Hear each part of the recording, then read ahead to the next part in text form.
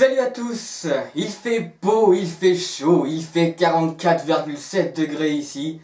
Du coup, dans notre précédente vidéo, on a fait un petit tour dans ma collection de jeux vidéo et aujourd'hui je vais vous faire un petit topo de ma collection qui est exclusivement Sony bien sûr.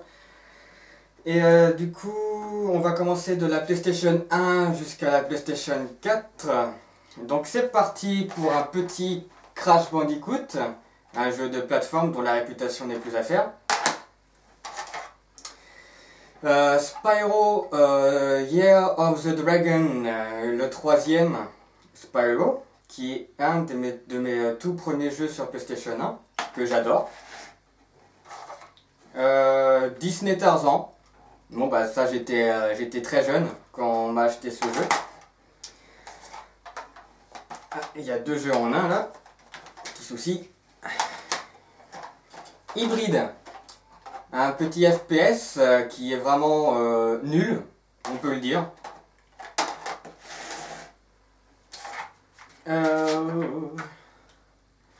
Duke Nukem, Land of the Babes, un excellent jeu. Alors je suis un grand fan de catch, pour ceux qui connaissent, je regarde le catch depuis le tout premier Hell in a Cell. En octobre 97, j'ai peur de me tromper, WCW NWO Thunder, c'est mon tout premier jeu de catch, qui est très bon. Yu-Gi-Oh! Je sais plus c'est lequel, Forbidden Memories, un Yu-Gi-Oh! Quoi. Alone in the Dark, The New Nightmare, un petit survival horror que je suis en train de faire actuellement. Donc je ne sais pas encore ce qu'il vaut, il est très bon pour l'instant, mais on verra par la suite.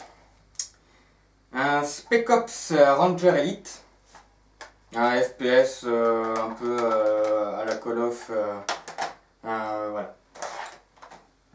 Un Soul River. Legacy of Kain, Soul River, un très bon jeu de plateforme bien sûr.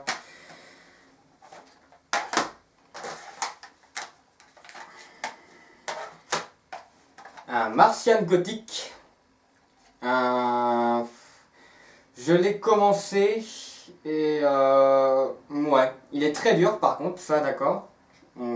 Les décors sont très beaux. Il est vraiment très dur, donc je l'ai un petit peu lâché.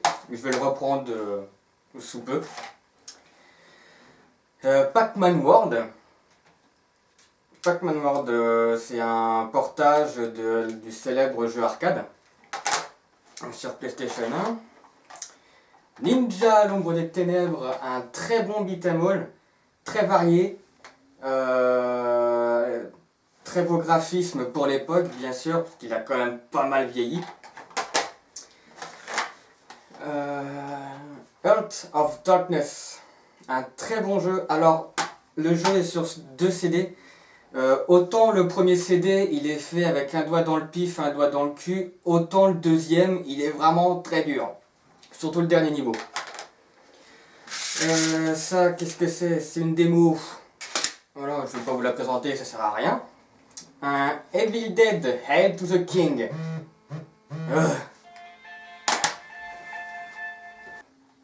Evil Dead, Hail to the King, je l'ai pas encore commencé.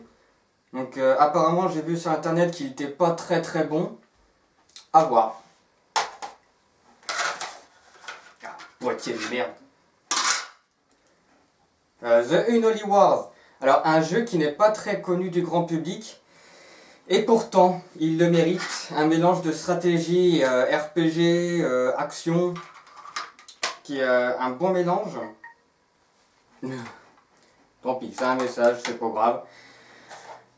On a vu le 3, Spyro 2, Gateway to Glimmer. Oddity, un très bon... je sais pas trop comment expliquer ça, aventure, action, avec un petit peu d'RPG, mais vraiment très peu. Et il est assez dur quand même. Ah, un petit Tai Concerto. Un très bon jeu, je l'ai adoré, un petit peu court. Malheureusement, je crois que je l'ai fini en 4 heures et encore en farfouillant un petit peu partout. Donc il est très court mais très bon. Un Croc, le tout premier, qui est un de mes tout premiers jeux également. Un très bon jeu de plateforme, très coloré, très varié, très bon. J'aime bien. Alors dans le porte-disque, j'ai un petit Colony Wars que je crois, hein, j'ai peur de me tromper, c'est un jeu de rallye. J'ai peur de me tromper, donc je ne confirme pas. J'ai principalement de la démo, donc pas très intéressante. Ah oui, j'ai également un Spiders, un très bon jeu de plateforme, aventure, où vous jouez une araignée. Oui, c'est pas très commun. Et j'adore ce jeu, il est très très bon. Une très bonne bande son. Et voilà, de toute façon c'est fini. Le reste, c'est que de la démo. Et en version dématérielle que j'ai sur la PlayStation 3, j'ai du Klonoa, du Medieval. Klonoa qui est un très bon jeu, franchement, qui a un petit peu un genre de Crash Bandicoot. Enfin, ouais, pas trop non plus, mais c'est un petit peu le même délire. Il n'est pas très connu du grand public, mais il est vraiment très bon, très coloré, avec une très bonne histoire. J'ai adoré. Medieval, bien sûr que sa réputation n'est plus à faire. Et un Fighting Force qui, ouais, c'est vraiment bof. Un petit beat'em all classique, sans trop intérêt.